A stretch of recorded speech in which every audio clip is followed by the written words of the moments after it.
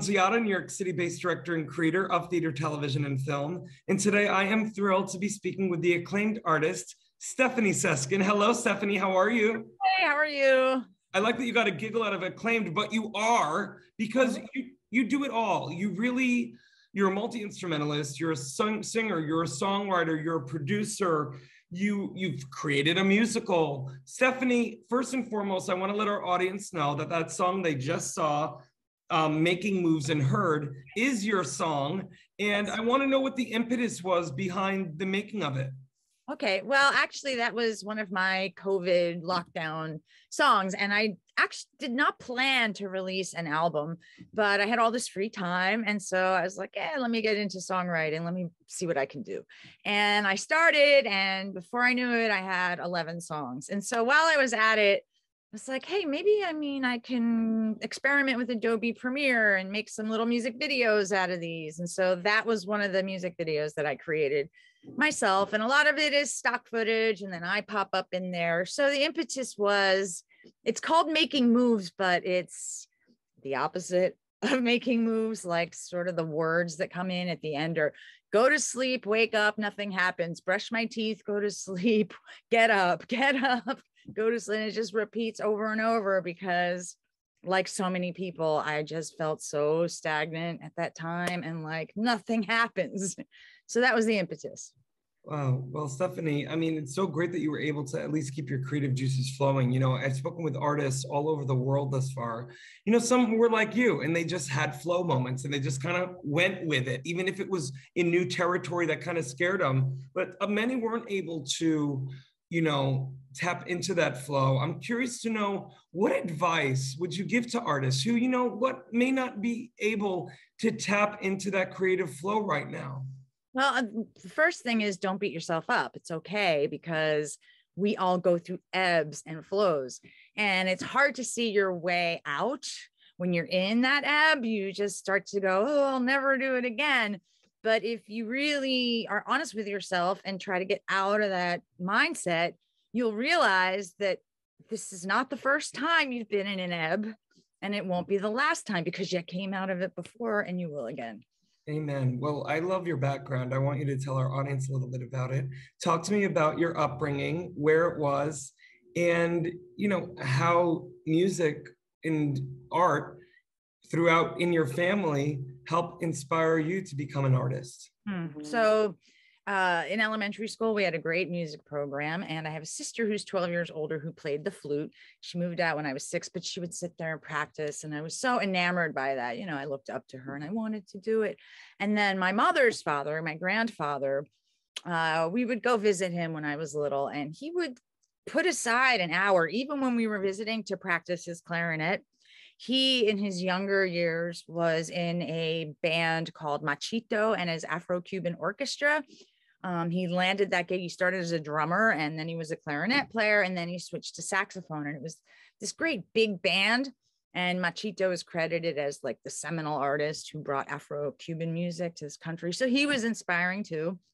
And I don't know, my mom got me private lessons, and I would sit in my room and practice flute, and quickly realized that I had an aptitude. High school, I studied guitar. We had guitar classes. And then when I got to college, I decided I wanted to play the bass. And then I was like, well, I don't need to be in college to play music. I went to school in San Diego. So I moved back to New York and did a brief stint modeling, went to Italy by myself, came back, and I was waiting on tables and started auditioning for bands and joined a band as a bass player. And then along the way, I decided, I really want to go back and get my degree. So I did, but I was also working at the time, and I'm like, I'm not going to do music.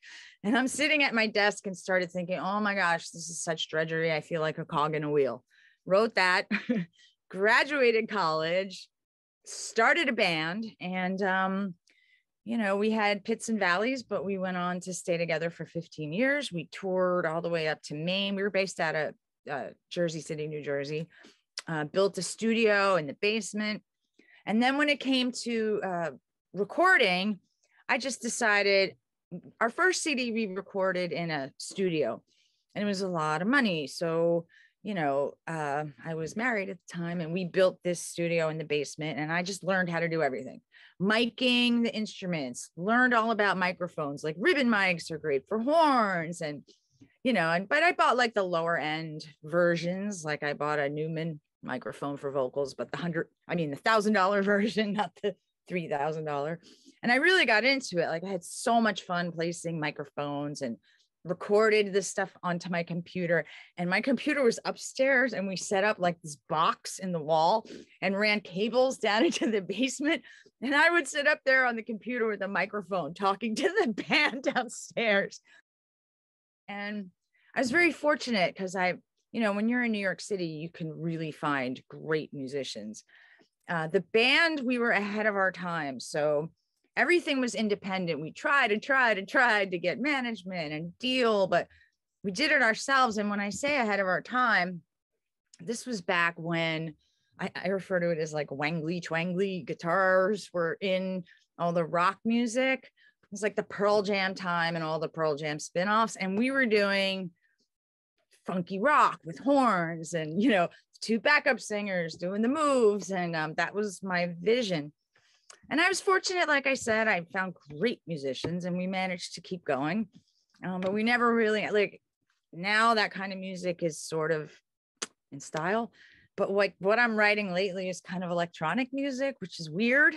Like you had mentioned earlier, people coming out of like uncomfortable with what they're doing now. And yeah, but I mean, part of it is necessity because I don't have access to those musicians anymore. Right. But also, Stephanie, while you're speaking, I'm like, oh my God, she was doing the things that so many artists realized they needed to do during the pandemic, which was create their own recording studios, find out and learn about the business side of show business, learn the ins and outs of microphones and editing and mixing and mastering. But the fact that you were able to gain those tools in your tool belt early, it seems like it served you well for these last 18 months. That you had an idea of the language. Yes, absolutely.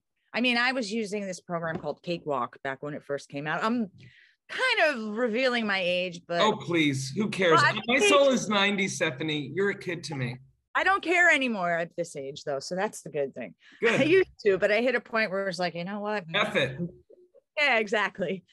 Yes, absolutely. I feel really happy that I started way back then, but it's fun, and I'm really the type of person that it serves me well, but it also kind of sometimes creates problems because like if somebody is not doing something by the time I need them to, I'm just going to do it myself. That's amazing, Stephanie. And I want to let the audience now know how they can download your individual FENIX 360 app on their home screen, on their tablet. It is simply going to https:// Stefanie Seskin, STEFANIE SESKIN.FENIX.band, then hit that add button, then hit that add to home screen button, and voila, like magic, Stefanie Seskin is on your home screen next to your favorite apps. You click on her app and you will have one-stop shopping of everything Stephanie. Stephanie, I'm curious to know what you're most excited about this app, and that everything's kind of there. Everything that you do in one place now, different from any other app that has ever been, your individual personal app on people's home screen. What does that mean to you as this multi-hyphenate artist that does so much? Well, it's cool not to have to do everything myself. I feel like you have a mobile app without having to hire a developer or then figure out how to develop, which I might have ended up developing. And I also appreciate the way FENIX treats the artists. It's really fair. I like that everything is there, as you just said. It's one stop. And when people ask me, can I see, is there a link to your stuff? I don't have to go, well, here's the YouTube videos and here's a link to the MP3s, or just like, well, look on Apple, Spotify, blah, blah, blah, blah, and have them search for themselves. They can just go here and it's all here. Amen, Stephanie. And I'm so grateful that I now have your beautiful face on my home screen. And Stephanie, I'm so grateful that we're now connected. Thank you so much for your time today. Thank you. I really appreciate it.